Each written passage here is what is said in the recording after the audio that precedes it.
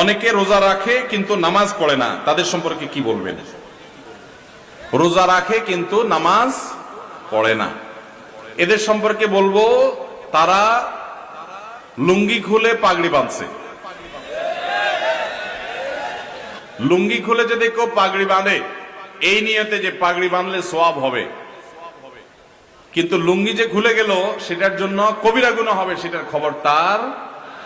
ঠিক একই ভাবে রমজানের রোজা রাখলে সওয়াব হবে, ফরজ আদায় হবে, কিন্তু এর চাইতে বড় ফরজ হলো 5 ওয়াক্ত নামাজ। তা আপনি সেটাই যদি বাদ দিয়ে দেন তাহলে এই রোজা রাখলেন, তাহলে এর চাইতে বড়টা বাদ দিয়ে আপনি কম গুরুত্বপূর্ণটা করলেন। ওইটার তুলনায় এটাও ফরজ, কিন্তু ওইটার চাইতে কম গুরুত্বপূর্ণটারে গুরুত্ব দিলেন, আসলটারে গুরুত্ব দিলেন না। আপনি পাগড়ি পরার গুরুত্ব বুঝলেন কিন্তু লুঙ্গি পরার গুরুত্বটা বুঝলেন না। আল্লাহ আমাদেরকে লুঙ্গি পরার গুরুত্ব বুঝার তৌফিক দান করুন।